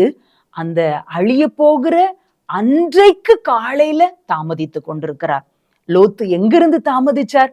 அழிய போகிற இடத்து மேல நின்று தாமதித்து கொண்டிருக்கிறார். யார் முன்னாடி தாமதிச்சார்? அழிக்க வந்த 2 தேவதூதர்கள் முன்பதாக நின்று தாமதித்து கொண்டிருக்கிறார். பாருங்களேன், எல்லாமே தெரியும் லோத்துக்கு. இன்னைக்கு இந்த இடம் அழிய போகுதுன்னு தெரிஞ்சும் தாமதித்து கொண்டிருக்கிற ஒரு லோத்தை பார்க்கிறோம். இந்த காரியம் நமக்கு தேவன் எச்சரிக்கிற காரியம் என்னன்னா, இன்னைக்கு உங்களுக்கும் எனக்கும் இந்த சத்தியம் எல்லாம் நமக்கு தெரியும். பரலோகம் இருக்குங்கிறது தெரியும், நரகம் இருக்குங்கிறது தெரியும், ஒரு நாள் நியாய தீர்ப்பு உண்டு அப்படிங்கிறது தெரியும். ஆண்டவர் முன்பதாக நான் கையை கட்டி நின்று நான் செஞ்ச எல்லா காரியத்தையும் நான் பெற்றுக்கொள்ளணும் அப்படிங்கிறது அவர் நமக்கு தெரியும். சத்தியம் எல்லாம் தெரிஞ்சும் எத்தனை நேரத்துல நம்ம தாமதித்து கொண்டிருக்கிறோம்ல. பரலோகம் இருக்குன்னு தெரியும்ல, ஆனா அதற்கு ஏற்ற விதமா நம்ம நடக்கிறோமா? தாமதம். பார்ப்போம், இன்னும் கொஞ்ச நாள் நம்ம சரிப்படுத்திடலாம். நரகம் இருக்குன்னு நமக்கு தெரியும், ஆனா அதை குறித்த பயம் நமக்கு இருக்குதா? ஆண்டவர் தான் உயிருள்ள தெய்வம்னு தெரியும், ஆனா அதை எத்தனை பேருக்கு நம்ம சொல்லி இருக்கிறோம்? நம்முடைய வாழ்க்கை ரொம்ப கொஞ்சம் தான் அப்படிங்கிறது நமக்கு தெரியும், ஆனா ஏதோ நூற்றாண்டா வாழ போகிறது போல சொத்து, புகழ், கணம், செல்வம், அது இதுன்னு சொல்லி அந்தஸ்து அப்படின்னே சொல்லி தேடிக்கொண்டே இருக்கிறோமே. சத்தியம் தெரிஞ்சும் நம்ம தாமதித்து கொண்டிருக்கிறோமோ? அல்லது இந்த தாமதம் எதை குறிக்கிறது என்றால் ஆவிக்குரிய ஒரு மலட்டுத்தன்மையை குறிக்கிறது. எல்லாத்தையும் தெரிஞ்சும் ஆவிக்குரிய வாழ்க்கையில ஏனோ தானோ என்று வாழ்ந்து கொண்டிருக்கிறோமோ? ஆண்டவர் இன்றைக்கு எச்சரிக்கிறார். லோத்துவ போல தாமதம் செய்றீங்களா? கணவன் மனைவிக்கு இடையில இருக்கிற உறவுல அல்ல ஒருவேளை விரிசல் ஏற்பட்டிருக்கும் போது, பிரச்சனை சண்டை வந்திருக்கும் போது அவங்க கூட நல்மணம் பொருந்துறதுக்கு தாமதிக்கிறீங்களா? மன்னிப்பு கேட்க தாமதிக்கிறீங்களா? என்ன அவ பேர்ல தானே தப்பு இருக்குது, அவ தானே ஒய்ஃபோ, அவ வந்து கேட்கட்டும் அப்படின்னு சொல்லி தாமதிக்கிறீங்களா? ஒரு காரியத்தை சொல்லுகிறேன், கணவன் மனைவி ஆவிக்குரியவர்கள் யாரோ அல்லது யாரோ ஆண்டவர்கிட்ட நெருங்கி ஜீவிக்கீங்களோ, முதல்ல உங்க பேர்ல தவறு இருக்குதோ இல்லையோ, நீங்க முதல்ல போய் உங்க லைஃப் பார்ட்னர் கிட்ட கேளுங்க. ஒருவேளை நேத்து நம்மகிட்ட ஒரு மனக்கசப்பு நமக்குள்ள உருவாயிருச்சு, அதுல என் பேர்ல தப்பு இருந்தா நீ மன்னிச்சுக்கோ அப்படின்னு சொல்லிட்டு உங்களை தாழ்த்தி 2 பேரும் கை கோர்த்து சில நிமிடங்கள் ஜெபித்து பாருங்களேன். உங்களுடைய குடும்ப வாழ்க்கையை ஆண்டவர் ஆசீர்வதிப்பார். அவங்க வந்து கேட்கட்டும், இவங்க கிட்ட நான் மன்னிப்பு கேட்கணுமா, இந்த காரியத்துல நான் நல்மணம் பொருந்தணுமா, இந்த காரியத்துல நான் இறங்கி போகணுமா, இந்த காரியத்துல அவங்களுக்கு நான் விட்டு கொடுக்கணுமா, ஏதோ ஒரு காரியத்துல நீங்க தாமதித்து கொண்டே இருக்கிறீங்களோ, ஆண்டவராக இயேசு கிறிஸ்து சொல்லுகிறார், லோத்து தாமதித்து கொண்டிருந்த போதுன்னு சொல்லி அண்டர்லைன் பண்ணி பைபிள் எழுதி வச்சிருக்கிறத போல உங்களுடைய தாமதம் உங்களுடைய ஆவிக்குரிய வாழ்க்கையின் மந்த நிலையை காட்டுகிறது. ஆவிக்குரிய வாழ்க்கையில அனல் உள்ளவர்களா மாறணும்னா இப்படிப்பட்ட தாமதங்கள் நமக்கு வேண்டவே வேண்டாம். ஒருவேளை ஏதோ ஒரு ரகசிய பாவம் உங்களிடத்துல இருக்குதா, அல்லது திருமணத்திற்கு வெளியில ஒரு உறவு உங்களுக்கு இருக்குதா, யாரும் செய்யாத பாவத்தையா நான் செஞ்சுட்டேன், உலகத்துல இல்லாத காரியமா என் வாழ்க்கையில இருக்குதுன்னு நினைச்சு இதை விடணும்னு ஒரு எண்ணம் அப்பப்போ உங்க உள்ளத்துல வரலாம். பார்க்கலாம், நம்ம வேற ஊருக்கு போயிட்டா இந்த பிரச்சனை மாறிடும், இந்த வேலையில இருந்து வேற ஜாபுக்கு போயிட்டா இந்த பிரச்சனை மாறிடும் அப்படின்னு சொல்லி இந்த காரியத்தை தாமதித்து கொண்டே இருக்கிறீங்களா? ஆண்டவர் இன்றைக்கு எச்சரித்து சொல்கிறார், மகனே மகளே, நான் வெறுக்கிற காரியம் உன் உள்ளத்துல இருந்து, நான் உன்னை பார்த்து வேதனைப்படுகிற காரியம் உன் உள்ளத்துல இருந்து நீ அதை விடுறதுக்கு தாமதித்து கொண்டே ஏன் இருக்கிற? வைராக்கியம் வேண்டாமா? பாவத்தை குறிச்சு இதை விடணுமேங்கிற வைராக்கியம் வேண்டாமா? ஆண்டவர் என்னை பார்த்து கொண்டே இருக்கிறாரே, என் இருதயம் அவருக்கு முன்னாடி இருக்குதே, அவர் எவ்வளவு வேதனைப்படுவாருங்கிற ஒரு எண்ணம் நமக்கு வேண்டாமா? துரிதமாய் செயல்படும்படி ஆண்டவர் அழைக்கிறார். இவர் தாமதிக்கிறாரு. ஆண்டவர் அவர் மேல வைத்த இரக்கத்தினால அந்த தூதர்கள் அவர்களுடைய கைகளை பிடிச்சிட்டு என்ன செய்யறாங்க, அந்த பட்டணத்தை விட்டு வெளியே கொண்டு போறாங்க. முதலாவது பார்த்தோம் லோத்துவினுடைய தவறான தெரிந்தெடுப்பு, 2வது அவருடைய தாமதம், 3வது அவருடைய வாழ்வில் இருந்து எச்சரிப்பாய் நாம் கற்றுக்கொள்ளக்கூடிய காரியம், அவருடைய வாழ்க்கை யாரையுமே ஆதாயப்படுத்தாத ஒரு வாழ்க்கையா இருந்து விட்டது. லோத்து சரியான நபர் கிடையாது, லோத்து ஒரு பாவி, லோத்து வந்து இவ்வளவு மிஸ்டேக் பண்ணிட்டார் அப்படின்னு சொல்லி லோத்துவை ஒரு குற்றவாளி கூண்டுல நிறுத்தி அப்படி செஞ்சிருக்க கூடாது இப்படி செஞ்சிருக்க கூடாதுன்னு சொல்லுவது நம்முடைய காரியம் அல்ல. 2 பேதுரு 2ஆம் அதிகாரம் 8ஆம் வசனத்துல போடப்பட்டிருக்குது, நீதிமான் நீதியுள்ள இருதயம் உள்ளவர், அங்க இருக்கிற அக்கிரம செய்கைகளை பார்த்து தினம் தினம் இருதயத்துல வாதிக்கப்பட்டார், வேதனைப்பட்டார்னு சொல்லப்பட்டிருக்குது. நீதிமான் தான். ஆனா லோத்துடைய ஃபேமிலி அநேக ஆண்டுகளாக அந்த பட்டணத்துல வாசம் பண்ணாங்க. ஆனா யாருடைய வாழ்க்கையையும் அவர்கள் பாதிக்கவே இல்லை. அவங்களுடைய கிறிஸ்தவ வாழ்க்கை, ஆண்டவரோடு இருந்த அந்த வாழ்க்கை யாரையுமே ஆண்டவருக்கு நேரா வழிநடத்தவே இல்லை. பக்கத்து வீட்டுல உள்ளவங்களுக்கு எல்லாம் லோத்து வணங்குகிற தேவனை பத்தி தெரியவே இல்லை. அவங்களுடைய மந்தையை மேய்த்து கொண்டிருக்கிற மந்தை மேய்ப்பர்களுக்கு கூட லோத்து வணங்குகிற தேவனை கனப்படுத்தணும் அப்படிங்கிறது தெரியவே இல்லை. யாருக்கும் யாருடைய வாழ்வையும் இந்த லோத்துவினுடைய வாழ்க்கை, அவங்க குடும்பத்துடைய வாழ்க்கை ஒரு இன்ஸ்பயர் பண்ணவே இல்லை, ஒரு முன்மாதிரியான வாழ்க்கை இல்லை. அவங்களுடைய வாழ்க்கை யாரையும் தாக்கத்தை ஏற்படுத்தினதே இல்லை. மக்கள் எல்லாம் பாக்குறாரு, ஐயோ பாவம் செய்யறாங்களேன்னு இருதயத்துல வாதிக்கப்பட்டார். ஆனா அவருடைய வாழ்க்கை யாரையும் கிறிஸ்துவுக்கு நேராய் வழிநடத்தவே இல்லை, ஆண்டவருக்கு நேரா வழி நடத்தல. யாருக்குமே லோத்து ஒரு தேவனை வழங்குறாருப்பா, அந்த தேவன் பரிசுத்தம் உள்ள தேவன்கிறது யாருக்குமே தெரியல. அதனாலதான் அந்த முந்தின இரவுல தேவதூதர்கள் வரும்போது சிறியோர் பெரியோர்லாம் அவருடைய வீட்டின் கதவை தட்டி வெளியே அவங்கள அனுப்பு அப்படின்னு சொல்லி தவறான சிந்தையோடு பேசும்போது கூட இவர் சொல்றார், வேண்டாப்பா, அவங்க எங்க வீட்டுக்கு வந்திருக்கிற என் பிள்ளைங்களை வேணா வெளியே அனுப்புறேன் அப்படின்னு சொல்றப்போ அவங்க சொல்லுகிற காரியம் என்ன சொல்லுவாங்கன்னா, பரதேசியா வந்திருக்கிற இவனா நமக்கு நியாயம் சொல்றது அப்படின்னு சொல்லி. லோத்துவினுடைய வார்த்தை சோதோம் கொமோரா பட்டணத்துல மதிப்பை பெறாத ஒரு வார்த்தையா இருந்துச்சு. அவர் பேசின வார்த்தைக்கு அங்கு மதிப்பில்லை. அடுத்து தாமதிக்கிறாருன்னு சொன்ன உடனே அந்த தேவதூதர்கள் சொல்றாங்க, நீங்க போய் உங்க உறவினர்கள் இருந்து அவங்களே கூட்டிட்டு வாங்க அப்படின்னு சொன்னப்போ தன்னுடைய 2 பெண்களுக்காக மேரேஜ் பண்றதுக்காக பார்த்து வைத்திருந்த அந்த 2 மருமகனையும் போய் கூப்பிடுறார். கூப்பிடும்போது பைபிள் சொல்லுது, அவர்களின் பார்வைக்கு லோத்து பேசுனது பரியாசம் செய்கிறத போல இருந்துச்சாம். பாருங்களேன், எத்தனையோ வருஷ காலமா அந்த இடத்துல இருந்தும் லோத்துவினுடைய வாழ்க்கை அந்த பட்டணத்துல யாரையுமே தொடவே இல்லை. யாரையும் ஆண்டவருக்கு நேரா கொண்டு வரல.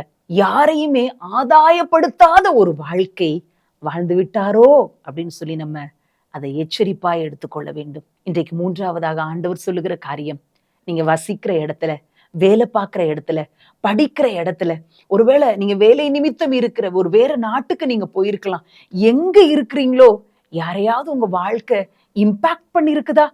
யாரையாவது உங்களுடைய வாழ்க்கை தாக்கத்தை ஏற்படுத்தி இருக்கிறதா? யாரையாவது நீங்கள் ஆதாயப்படுத்தி இருக்கிறீர்களா? யாராவது நீங்க வணங்குகிற தெய்வத்தை குறித்து உங்கள் மூலம் அறிந்திருக்கிறார்களா? ஆலயத்துல அந்நிய பாஷையில பேசுறோம், ஆனா ஆலயத்திற்கு வெளியே வந்து நம்முடைய உதடுகள் பேசுகிற வார்த்தை என்ன? யோசிச்சு பாருங்களேன். நீங்க வேலை பார்க்கிற இடத்துல உங்களுடைய சாட்சி வாழ்க்கை மத்தவங்களை தாக்கத்தை ஏற்படுத்தி இருக்கதா? கிறிஸ்டியன் இவங்க வணங்குகிற தெய்வம் உண்மையுள்ள தெய்வம், அவங்க தாழ்மையா இருப்பாங்க, அவங்க விட்டு கொடுப்பாங்க, அவங்க உதவி செய்வாங்க, அவங்க தாழ்ந்து போவாங்க, அவங்க கோபப்பட மாட்டாங்க அப்படின்னு சொல்லி உங்க வாழ்க்கை அவர்களை தாக்கத்தை ஏற்படுத்தி இருக்கிறதா? உடைய சாட்சி உள்ள வாழ்க்கை எப்படி? நீங்க வசிக்கிற வீட்டுல, உங்க தெருவுல உங்களை பார்த்த உங்க வார்த்தைக்கு மதிப்பு கொடுக்க வேண்டும் என்று உங்க தெருவுல இருக்கிறவங்களுக்கு தோன்றுமா? இவர் பேசுறதெல்லாம் ஒண்ணும் உண்மையே இருக்காதுங்க, ஆவும் பாருங்க ஒண்ணுமே வாழ்க்கையில இருக்காதுங்க அப்படின்னு உங்க தெருவுல இருக்கிறவங்க யோசிப்பாங்களா? யோசித்து பாருங்க. உங்களுடைய வார்த்தை நம்ம சுற்றி இருக்கிற ஜனங்களுக்கு மதிப்பை கொடுக்க வேண்டும் என்றால், அது கிரியை செய்ய வேண்டும் என்றால், முதலாவது வாழ்க்கை சரியாக இருக்க வேண்டும். லோத்துவினுடைய வாழ்க்கை சரியா இல்லை அப்படின்னு நான் சொல்ல வரல.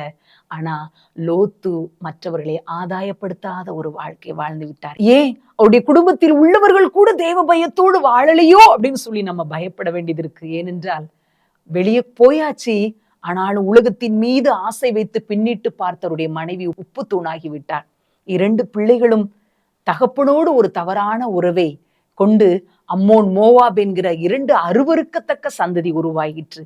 இந்த 3 பேருக்குள்ளேயும் கர்த்தருக்கு பயப்படுகிற பயம் இல்லையோ? அவருடைய சாட்சி வாழ்க்கை வெளியில இல்லைன்னா குடும்பத்திலேயே தேவனுக்கு பயப்படுகிற பயத்தை தன் குடும்பத்தின் அங்கத்தினருக்கே உருவாக்கலையோ? இன்றைக்கு 3 காரியம் நீதிமானாகிய லோத்துவிடத்திலிருந்து ஆண்டவர் நமக்கு சொல்லுகிறார்.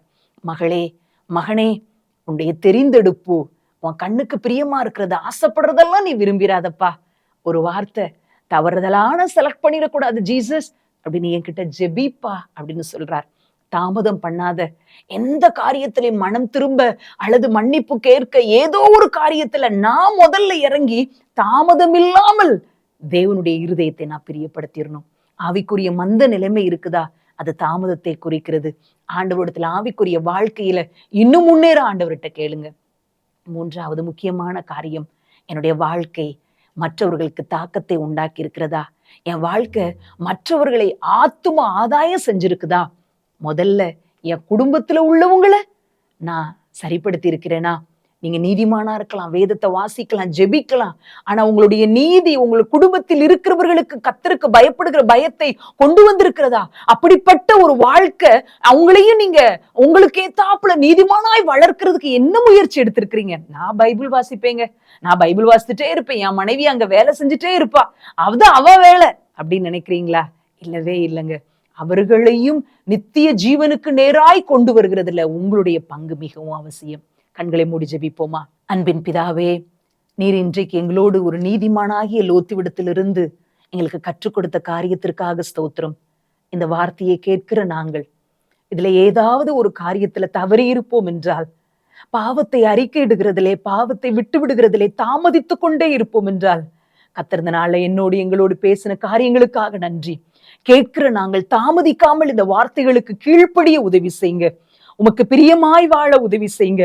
கிறிஸ்து இயேசுவில் இருக்கிற சிந்தையே எங்களிடத்தில் காணப்பட உதவி செய்யுங்க. ஒவ்வொருவரையும் அர்ப்பணிக்கிறோம். அப்பா, உமக்கு பிரியமானதை செய்ய எங்களுக்கு கற்றுத்தருவீராக என்று சொல்லி ஜெபிக்கிறோம். பார்க்கிற ஒவ்வொருவரையும் ஆசீர்வதிங்க. அவருடைய வாழ்க்கை ஆசீர்வதிக்கப்படட்டும். அவருடைய இருதயத்தின் விண்ணப்பங்கள், வேண்டுதல்கள் எல்லாம் கர்த்தருடைய சமூகத்தில் ஆம் என்றும் ஆமேன் என்றும் கேட்கப்படட்டும். பெரிய காரியங்களை செய்து உங்க நாமத்தை மகிமைப்படுத்துங்க. இயேசுவின் மூலம் ஜெபிக்கிறேன் நல்ல பிதாவே, ஆமேன். இந்த செய்தி நிச்சயமாக உங்களை செயல்பட தூண்டிருக்கும் என விசுவாசிக்கிறோம். நீங்களும் எங்களோடு இணைந்து தேவனுக்காக ஏதாவது செய்ய விரும்புகிறீர்களா? கீழ்கண்ட எங்களது ஊழிய திட்டத்திற்காக ஜெபிக்க முன்வரலாமே. தமிழ்நாடு மற்றும் பிற மாநிலங்களிலும் ஆலயம் கட்ட தேவையாய் உள்ள 1000 கிராமங்களில் இடம் வாங்கி ஆலயம் கட்டப்பட ரூபாய் 5 லட்சமோ அல்லது அதில் ஒரு பகுதியோ கொடுத்து ஆலயம் கட்டி கொடுப்போர் எழும்ப ஜெபியுங்கள். சூனேமியால் எலிசாவுக்கு ஒரு அறை வீட்டை கட்டி கொடுத்தது போல புதிய மிஷனரிகள் தங்கி பயிற்சி எடுப்பதற்கு ரூபாய் 2 லட்சம் கொடுத்து ஒரு மிஷனரி வீட்டை கட்டி கொடுப்போர் எழும்ப ஜெபியுங்கள். நாம் சந்திக்கும் வாலிபர்கள் மற்றும் ஆரம்ப விசுவாசிகளை கிறிஸ்துவுக்குள் வளரச் செய்ய ரூபாய் 300 கொடுத்து முழு வேதாகமும் வாங்கி கொடுப்போர் எழும்ப ஜெபியுங்கள். நாம் பணி செய்யும் 8 மாநிலங்களிலும் உள்ள 850 மிஷனரிகளை மாதந்தோறும் ரூபாய் 10,000 கொடுத்தோ அல்லது இயன்ற காணிக்கையை கொடுத்தோ தாங்குவோர் எழும்ப ஜெபியுங்கள். தமிழ்நாடு மற்றும் பிற மாநிலங்களிலும் துரிதமாக சுவிசேஷம் அறிவிக்கவும் பின்தொடர் பணிக்காகவும் சுவிசேஷ வாகனங்கள் வாங்கி கொடுப்போர் எழும்ப ஜெபியுங்கள். தங்கள் வாலிப மற்றும் சிறு பிள்ளைகள் ரட்சிக்கப்பட, அபிஷேகிக்கப்பட மற்றும் இயேசுவுக்கு சாட்சியுள்ள பிள்ளைகளாக வளர கண்மணி பிள்ளைகள் இயேசுவுக்காக திட்டத்தில் தங்கள் பிள்ளைகளை இணைக்கிற பெற்றோர்கள் எழும்ப ஜெபியுங்கள். இந்தியா முழுவதிலும் இன்னும் துரிதமாக நம் மிஷனரி பணிகள் நடக்க மாதந்தோறும் அல்லது வருடத்திற்கு ஒரு முறையாவது ரூபாய் 1000 கொடுத்து எழுப்புதல் விரும்பும் பங்காளர் திட்டத்தில் இணைகிற அநேகர் எழும்ப ஜெபியுங்கள். மேலும் எங்களோடு தொடர்பு கொள்ள விரும்பினால் திரையில் காணும் எங்கள் முகவரியும் குறித்துக் கொள்ளுங்கள். கிராம மிஷனரி இயக்கம், தபால் பெட்டி எண் 51, விருதுநகர் 626001. இந்த நிகழ்ச்சியையோ அல்லது எங்கள் ஊழியத்தையோ நீங்கள் தாங்க விரும்பினால் எங்கள் தொலைபேசி எண்ணை குறித்துக் கொள்ளுங்கள். 7378000444. கர்த்தர் தாமே உங்களை ஆசீர்வதிப்பாராக.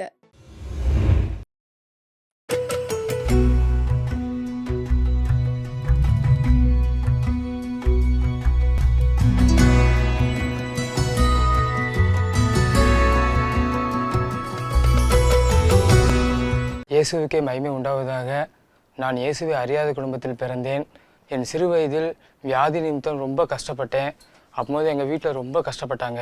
அப்போது டாக்டரும் என்னை என்ன செய்வாங்க, கைவிட்டுட்டாங்க. இந்த பையன் பிழைக்க மாட்டான், இந்த பையன் அவ்வளோதான், முடிஞ்சு அப்படின்னு சொல்லி டாக்டர் சொன்ன நிமிஷம் எங்கள் வீட்டில் அதுக்கு மேலே ரொம்ப கஷ்டப்பட்டு இவனை எப்படியாச்சும் பிழைக்க வைக்கணுமே அப்படின்னு சொல்லி எங்கள் வீட்டில் ரொம்ப கஷ்டப்பட்டுட்டே இருந்தாங்க. அப்போது என்ன ஒன்று செய்யணும்னு தெரியாமல் வீட்டில் இருந்தபோது ஒரு பாஸ்டர் இயேசு உங்களை நேசிக்கிறான்னு சொல்லி எங்கள் வீட்டை தேடி வந்தாங்க. அப்போது எங்கள் அம்மா அப்பா யார் அப்படின்னு சொல்லி கேட்கும்போது உங்களை ஏசப்பா நேசிக்கிறாரு அப்படின்னு சொன்னாங்க. சொல்லும்போது எங்கள் பையனுக்கு ரொம்ப உடம்பு சரியில்லை அப்படின்னு சொல்லும்போது நீங்கள் வந்து சர்ச்சுக்கு வாங்க, சர்ச்சுக்கு வந்தால் அந்த நோய் சரியாக போயிடும் அப்படின்னு சொல்லும்போது அந்த வாரத்திலே எங்கள் அம்மா அப்பாவோ என்னை கூட்டி சர்ச்சுக்கு போக ஆரம்பித்தாங்க. சர்ச்சுக்கு போக ஆரம்பித்த உடனே அந்த பாஸ்டர் ஜெபம் பண்ணாங்க. ஜெபம் பண்ண உடனே அந்த வியாதி வந்து முற்றிலும் சுகமாயிருச்சு. சுகமாக கழிச்சு எங்கள் அம்மா அப்பா ஆச்சரியப்பட்டாங்க, பரவாயில்லையே சர்ச்சுக்கு வந்தோடனே குணமாயிருச்சு அப்படின்னு சொல்லி என்னை சர்ச்சுக்கு கூப்பிட ஆரம்பித்தாங்க.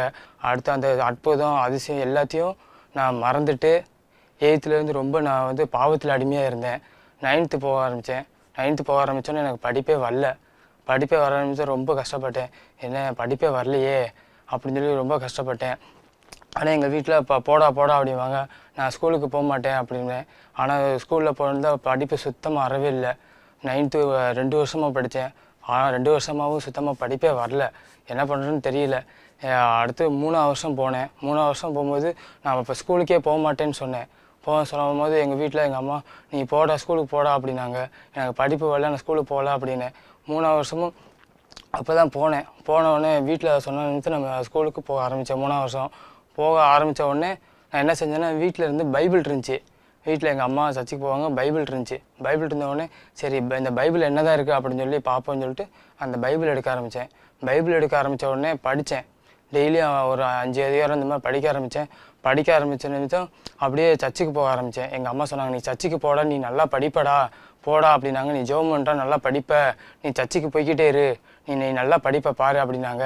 அது நிமித்தம் நான் பைபிள் படித்து ஜெபம் பண்ண ஆரம்பித்து ரெகுலராக நான் சர்ச்சுக்கு போக ஆரம்பித்தேன் வாரம். ஆனால் ரசிக்கப்படவே இல்லை. ஆனால் இயேசுவை அறியாமல் சும்மா இப்போ சரி அம்மா சொல்கிறாங்களேன்னு சொல்லிட்டு அப்படியே சும்மா சர்ச்சுக்கு போவோம் அப்படின்னு சொல்லிட்டு சர்ச்சுக்கு போக ஆரம்பித்தேன். சர்ச்சுக்கு போக கொஞ்சமாக போக ஆரம்பித்தேன். போக பைபிள் படிச்சுட்டே இருந்தேன். வீட்டில் பைபிள் படிக்க 9th வந்து நல்லா படிக்க ஆரம்பிச்சிட்டேன். நல்லா படிக்க ஆரம்பித்த உடனே டீச்சர் வந்து நல்லா படிக்கிறடா அப்படின்னு சொன்னாங்க. ஸ்கூலில் லீடரும் ஆகிட்டேன். எனக்கே ஆச்சரியமாக இருந்துச்சு. பரவாயில்லையே, நான் பைபிள் படிக்கிற நிமிஷம் நான் லீடர் ஆகிட்டேனே, சர்ச்சுக்கு போகலாம், இனிமேல் சர்ச்சுக்கு போகலாம் அப்படின்னு சொல்லிட்டு சர்ச்சுக்கு போயிட்டே இருந்தேன். ஆனாலும் சும்மா தான் போவேன் சர்ச்சுக்கு. பாஸ்ட் என்ன சொன்னாலும் நான் கேட்க மாட்டேன்.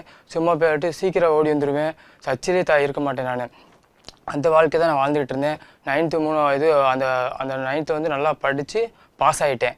அதுமாதிரி 10th போனேன். 10th பாஸ் ஆகிட்டேன். பரவாயில்லையே, ஏசப்பா என்னை கைவிடலை அப்படின்னு சொல்லிட்டு நான் அப்படியே தொடர்ந்து இப்போ ஸ்கூலுக்கு போய்கிட்டே இருந்தேன். 11th நல்லா பாஸ் ஆகிட்டேன். பாஸ் ஆனோடனே பரவாயில்ல, நம்ம பாஸ் ஆகிட்டோம் அப்படின்னு சொல்லிட்டு அப்படியே கொஞ்சம் கொஞ்சமாக அந்த பைபிளை படிச்சுக்கிட்டே இருந்தேன். படிச்சுக்கிட்டே இருக்கும்போது 12th போக ஆரம்பித்தேன். 12th போக ஆரம்பித்த உடனே அரைப்பரிச்சையில் வந்து நான் என்ன செஞ்சேன், ஃபெயில் ஆகிட்டேன். ஃபெயில் ஆனோடனே என்ன இப்போ நல்லா படிக்கலையே, 12th அரைப்பரிச்சை அப்படின்னு சொல்லி நான் ரொம்ப அழுதேன் ஏசப்பா கிட்டே போய். என்ன ஏசப்பா, நான் 12th வந்து அரைப்பரிச்சையில் ஃபெயில் ஆகிட்டேனே ஏசப்பா அப்படின்னு சொல்லி வீட்டில் வந்து பைபிள் படித்து ஜெபம் பண்ணி அழுதேன். ஏசப்பா நான் எப்படியாச்சும் பாஸ் ஆகுவீங்க ஏசப்பா, இது இப்போ ஃபெயில் ஆகிட்டோம்னா அடுத்து என்னை முழு பரிச்சை எழுத விட மாட்டாங்க ஏசப்பா. நான் அழுத நிமித்தம் ஏசப்பா என்ன செஞ்சாருன்னா, அந்த அடுத்த மிட்டம்லேயே ஏசப்பா நல்லா படிக்க வச்சார். நல்லா படிக்க வச்சாரு. டீச்சரே பார்த்து ஆச்சரியப்பட்டாங்க, நல்லா படிக்கிறேடா அப்படின்னு ஆச்சரியப்பட்டாங்க. அதுக்கடுத்து முழு பரிச்சை வந்துச்சு. முழு பரிச்சை வந்தோடனே சூப்பராக படிக்க ஆரம்பிச்சிட்டேன். 703 மார்க் வாங்கி நல்லா மார்க் எடுத்துட்டேன். என் ஃப்ரெண்டு என்னை பார்த்து ஃபோன் அடிச்சு சொன்னான், பரவாயில்லையடா, என்னோட நீ 1 மார்க் தான்டா கம்மியாக இருக்குது, பரவாயில்லையடா அப்படின்னு சொல்லி என் ஃப்ரெண்டு என்னை ஃபோன் அடித்து நல்லா படிக்கிறடா அப்படின்னு சொல்லி சொன்ன உடனே சரின்னு சொல்லிட்டு விட்டுட்டேன். அடுத்து 12th முடிஞ்சிச்சு. 12th முடிஞ்ச உடனே அப்போ தான் ஏசப்பா என் வாழ்க்கையில் வர ஆரம்பித்தார். ஒரு மீட்டிங் அட்டன் பண்ணேன். எங்கள் பாஸ்ட்டு வச்சு ஒரு மீட்டிங் அட்டன் பண்ணேன். ஆனால் அப்போ கூட ஏனதானமாக அட்டன் பண்ணேன். சரி பாஸ்ட்டு கூப்பிட்டாரு அந்த மீட்டிங்னு சொல்லி அட்டன் பண்ண ஆரம்பித்தேன். அட்டன் பண்ண ஆரம்பித்த நிமித்தம் ஃபஸ்ட்டு நாள் சும்மா தான் உட்காந்தேன் மீட்டிங் வச்சு. அந்த மீட்டிங் பேர் பரலோகமாக பாதாளமாக ஒரு மீட்டிங் இருந்துச்சு. அட்டன் பண்ணிகிட்டே இருந்தேன். சரி சும்மா உட்காந்துட்டு வருவோம், வீட்டில் வந்து திட்டுவாங்க, அங்கே போனால் பாஸ்ட் வந்து கூப்பிடுவார் அப்படின்னு சொல்லிட்டு பாஸ்ட் நிமிஷம் சரி போய் உட்காந்துருவோம் அப்படின்னு சொல்லிட்டு ஃபஸ்ட் நாள் உட்காந்தேன். ஒன்றுமே தெரியல. 2வது நாளும் உட்காந்துருந்தேன். எனக்கு அப்படி ஒன்றும் தெரியல, சும்மா தான் உட்காந்துருந்தேன். சரி என்னமோ சொல்கிறாங்க அப்படின்னு சொல்லிட்டு உட்காந்துட்டே இருந்தேன். உட்காந்துட்டு இருக்கும்போது 3 நாள் மீட்டிங்கு 3ஆம் நாளில் அட்டன் பண்ணிகிட்டு இருந்தேன். அட்டன் பண்ணிகிட்டு இருக்கும்போது எனக்குள்ளே ஒரு பிரகாசம் வந்துச்சு. எனக்கு அப்படியே ஏசப்பாக்காண்டி அர்ப்பணிப்போம் அப்படின்னு சொல்லி ஒரு வாஞ்சி எனக்குள்ளே வர ஆரம்பிச்சிச்சு. 3ஆவது மீட்டிங்கில் ரொம்ப கவனிக்க ஆரம்பித்தேன். சரி நம்ம ஏசப்பாக்காண்டி எதாவது செய்வோம் அப்படின்னு சொல்லிட்டு அவங்க சொன்னாங்க, இந்த மாதிரி ஏசப்பாக்காண்டி எழுப்புங்க யாராச்சும் இருக்கணும்னு சொன்னோன்னே நான் கை தூக்கிட்டேன். கை தூக்கினோடனே நான் ஏசப்பா உமக்காண்டி வாழ்கிறேன் ஏசப்பா, இனி வாழ்ந்தாலும் உமக்காக தான், மறித்தாலும் உமக்காக தான் சொல்லிட்டு கையை தூக்கி ஏசப்பாட்ட முழுசாக அர்ப்பணித்த உடனே ஏசப்பா என் வாழ்க்கையில் வர ஆரம்பித்தோடனே நான் ரொம்ப பைபிள் ஜெபம் பண்ணி ரொம்ப ஆர்வம் காட்ட ஆரம்பிச்சிட்டேன். ஆர்வம் காட்டோன்னே வேலைக்கார டிப்ளமா எடுத்தோன்னே ஏசப்பா என் வாழ்க்கையில் வர ஆரம்பிச்சிட்டார். ரொம்ப ஏசப்பா பேச ஆரம்பிச்சாரு. என் ஊழியத்துக்கு வா அப்படின்னு சொல்லி பேச ஆரம்பித்த உடனே ஊழியத்துக்கு வந்துட்டு அந்த கிராம மிஷன் இயக்கத்தில் 7 வருடமாக முழுநேர மிஷனாக பணியாற்றி வருகிறேன். ஏசப்பாவுக்கு மகிமை உண்டாவதாக.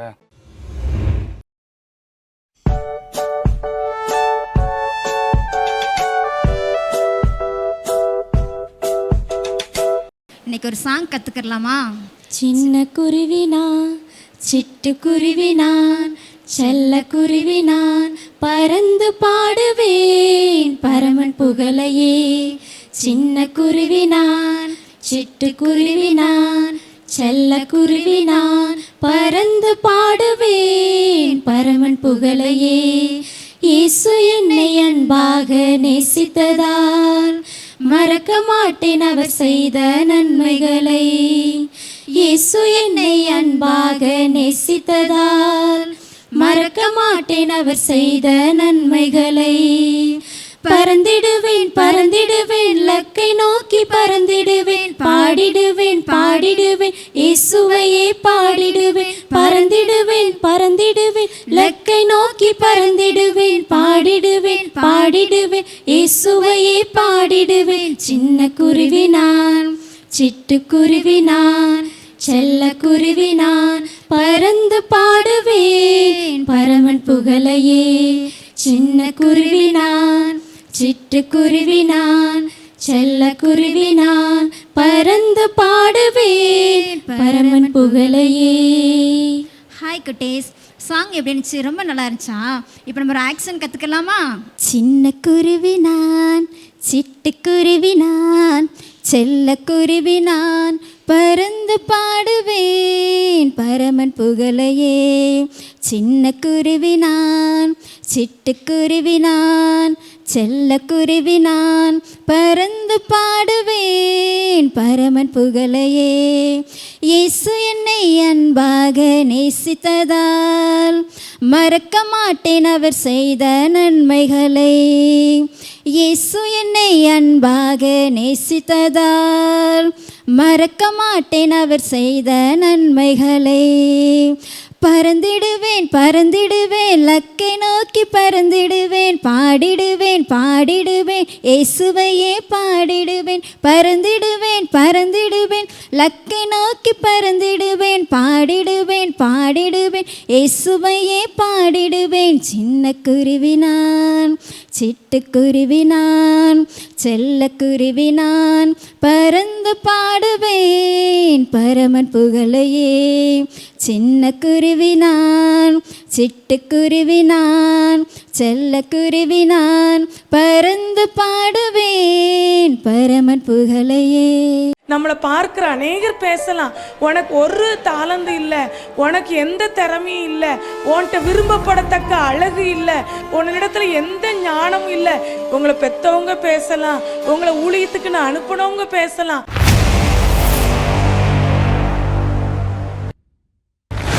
அமெரிக்க நாட்டு ஜனாதிபதி ஆபிரகாம் லிங்கன் அவங்க பதவி ஏற்ற உடனே அந்த நாட்டில் இருக்கிற மக்கள்லாம் அவரை ஏளனமாக பேசினாங்களாம். இவருக்கு ஒன்றும் அழகு இல்லை, இவர் எப்படி நம்முடைய தேசத்தை ஆளுகை செய்ய போகிறாரு அப்படின்னு சொல்லி ஒரு கூட்டம் மக்கள் சொன்னாங்களாம். ஒரு கூட்டம் மக்கள் சொன்னாங்களாம், இவர் ரொம்ப படித்தவரெலாம் இல்லையே, எப்படி நம்முடைய தேசத்தின் ஜனங்களை சரியான பாதையில் இவர் வழி நடத்துவார் அப்படின்னு சொல்லி இன்னொரு கூட்டம் மக்கள் பேசினாங்களாம். இன்னொரு கூட்டம் மக்கள் சொன்னாங்களாம், இவருக்கு எந்த திறமையும் கிடையாது, எந்த பின்னணியும் கிடையாது, இவர் பேக்ரவுண்ட் இல்லாதவர், எந்த டேலண்ட்டும் இல்லாதவர், இவர் இவ்வளோ பெரிய தேசத்தை, இவ்வளோ ஒரு அழகான தேசத்தை, ஞானவான்கள் நிறைய இருக்கிற ஒரு தேசத்தை இவரால் எப்படி ஆள முடியும் அப்படின்னு சொல்லி ஒரு கூட்டம் மக்கள் பேசினாங்களாம். ஒவ்வொரு கூட்டமும் ஒவ்வொரு விதமாக அவரை பேசினாங்க. அவருக்குள்ளாகவே இப்படிலாம் மக்கள் பேசுகிறாங்களே, நான் எப்படி இந்த தேசத்தை நான் ஆளுகை செய்ய போகிறேன் அப்படின்னு சொல்லி மனசுக்குள்ள ஒரு பயம் வந்ததான். ஆனால் அந்த பயத்தின் மத்தியிலையும் ஆண்டவரை அதிகாலையில் சந்திக்கணும், என்னுடைய முதல் நேரத்தை அவருக்கு கொடுக்கணும் அப்படின்னு சொல்லி அவருடைய இருதயத்தில் ஒரு தீர்மானம் எடுத்தாராம். காலையில் எழும்பின உடனே என்னுடைய முதல் நேரம் இயேசுவுக்கு தான், நான் முதல்ல சந்திக்கிற நபர் இயேசுவாக தான் என் வாழ்க்கையில் இருக்கணும் அப்படின்னு சொல்லி தன்னுடைய வாலிப வயதில் எடுத்த தீர்மானத்தை அமெரிக்க நாட்டு ஜனாதிபதியாக ஆன பிறகும் அந்த தீர்மானத்தில் முடிவு பரியந்தம் நிலைத்திருக்கணும் அப்படின்னு சொல்லி ஒவ்வொரு நாளும் காலையில் எழும்பின உடனே அதிகாலையில் ஆண்டோடைய சமூகத்தில் அவர் காத்திருப்பாராம். எனக்கு ஞானம் இல்லை சுவாமி, எனக்கு திறமை இல்லை சுவாமி, இந்த ஜனங்களை வழிநடத்துவதற்கு எனக்கு எந்த தகுதி இல்லை சுவாமி, ஆனால் நீங்கள் மாத்திரம் என் கூட இருந்துட்டீங்கன்னா போதும், எனக்கு உதவி செஞ்சிட்டா போதும், இந்த நாட்டை நான் ஆளுகை செய்ய முடியும் அப்படின்னு சொல்லி ஆண்டோடத்தில் அதிகாலையிலே காத்திருந்தாராம். அதிகாலையிலே ஆண்டோடைய சமூகத்தில் அவர் காத்திருந்து ஜெபித்து அவரிடத்துல இருந்து ஞானத்தை கேட்டு பெற்றுக்கொண்டு ஒவ்வொரு நாளையும் அவர் நடத்தும் பொழுது கர்த்தரே அவரோடு கூட இருந்தாராம். அவர் அந்த நாட்டை ஆளுகை செய்யலையா, ஆண்டவரே அந்த நாட்டை ஆளுகை செய்தாராம். அவரே ஜனாதிபதியாக ஆண்டவரே இருந்தார் என்று சொல்லி அவருடைய வாழ்க்கையை குறித்து நம்ம பார்க்கிறோம். இன்னைக்கு நம்முடைய வாழ்க்கையில் நம்மளை பார்க்குற அநேகர் பேசலாம், உனக்கு ஒரு தாளந்து இல்லை, உனக்கு எந்த திறமையும் இல்லை, உன்கிட்ட விரும்பப்படத்தக்க அழகு இல்லை, உன்னிடத்துல எந்த ஞானமும் இல்லை, எந்த ஒர்க்கை கொடுத்தாலும் நீ சரியானபடி நீ செய்ய மாட்டேங்கிறியே, நீ அதில் தோத்து தான் போகிற, உனக்கு எந்த இதுவுமே இல்லை அப்படின்னு சொல்லி இங்கே இருக்கிறவங்க உங்களை பேசலாம், உங்களை பெற்றவங்க பேசலாம், உங்களை ஊழியத்துக்குன்னு அனுப்பினவங்க பேசலாம். ஆனால் உங்கள் கூட இருக்கிற தேவன் மிகவும் பெரியவர், உங்களோடு கூட இருக்கிறேன் அப்படின்னு சொல்லி சொல்கிறாரு. அதிகாலையிலே என்னை தேடுகிறவன் என்னை கண்டடைவான் அப்படின்னு சொல்லி ஆண்டோடைய வசனம் சொல்கிறது. அவருடைய சமூகத்தில் வாஞ்சியோடு வந்திருக்கிற ஒவ்வொருவரையும் தேவன் தம்முடைய கிருபையினால் நிரப்பி, தம்முடைய வல்லமையினால் நிரப்பி, தம்முடைய வரங்களினால் நிரப்பி ஊழியத்திலே வல்லமையாய் எடுத்து பயன்படுத்துவதற்கு அவர் போதுமானவராய் இருக்கிறார். CSI திருநெல்வேலி திருமண்டலம் பரப்பாடி கிழக்கு சபை மறுரூப ஆலயம் நடத்தும் 25வது மங்கள படைப்பு பண்டிகை மற்றும் கன்வென்ஷன் கூட்டங்கள். இக்கூட்டம் நடைபெறும் நாள் மே 25 மற்றும் 28ஆம் தேதி சனி மற்றும் செவ்வாய்க்கிழமைகளில் மாலை 7 மணிக்கு நடைபெறும் கன்வென்ஷன் கூட்டத்திலும் மற்றும் மே 26ஆம் தேதி ஞாயிறு ஆலய ஆராதனையிலையும் தேவ செய்தி அளிக்க வருகிறார் நமது சகோதரர் டேவிட் கணேசன் அவர்கள். இடம் CSI மறுரூப ஆலயம், பரப்பாடி. மாலையில் நடக்கும் கன்வென்ஷன் கூட்டத்திலும் மற்றும் ஞாயிற்றுக்கிழமை நடக்கும் ஆராதனையிலும் பங்கு பெறும்படி உங்கள் யாவரையும் அன்புடன் அழைக்கிறோம். திருநெல்வேலி ரோனாவூரில் CMS சுத்தாங்க சுவிசேஷ சபை நடத்தும் மாபெரும் எழுப்புதல் கன்வென்ஷன் கூட்டங்கள் நாள் மே 26, 27ஆம் தேதி ஞாயிறு மற்றும் திங்கட்கிழமைகளில். நேரம் மாலை 6:30 மணி முதல். தேவ செய்தி சகோதரர் கே. டேவிட் கணேசன் அவர்கள். இடம் CMS சுத்தாங்க சுவிசேஷ சபை, டோனாவூர். வாருங்கள், பங்கு பெறுங்கள், தேவ ஆசீர்வாதத்தை பெற்றுச் செல்லுங்கள். திருநெல்வேலி மாவடியில் இயேசு ஜீவிக்கிறார் சுவிசேஷம் ஊழியம் நடத்தும் வளரும் வாலிபம் நாள் மே 30ஆம் தேதி வியாழக்கிழமை அன்று. நேரம் காலை 8:30 மணி முதல் மாலை 4 மணி வரை. பாடல் மற்றும் ஆராதனை VMM குழுவினர். தேவ செய்தி சகோதரர் கே. டேவிட் கணேசன் அவர்கள். பெற்றோரே, உங்கள் பிள்ளைகள் ஆவிக்குரிய வாழ்க்கையில் வளர்வதற்கும் தேவ ஆசீர்வாதத்தை பெற்றுக்கொள்வதற்கும் இக்கூட்டத்தில் பங்கு பெறுமாறு உங்கள் ஒவ்வொருவரையும் அன்புடன் அழைக்கிறோம். தென்காசி மாவட்டத்தில் கீழமாதபுரம் ஜெபமலையில் வைத்து இயேசு விடுவிக்கிறார் ஊழியம் நடத்தும் எழுப்புதல் முழு இரவு ஜெபம் நாள் ஜூன் 1ஆம் தேதி சனிக்கிழமை அன்று. நேரம் இரவு 9:30 மணி முதல் காலை 4 மணி வரை. தேவ செய்தியாளர் நமது சகோதரர் டேவிட் கணேசன் அவர்கள். இடம் ஜெபமலை, கீழமாதபுரம், தென்காசி. நமது இந்திய தேசத்தின் எழுப்புதலுக்காய் திறப்பில் நின்று ஜெபிக்க உங்கள் யாவரையும் அன்புடன் அழைக்கிறோம். ஜெபிப்போம், ஜெயமெடுப்போம்.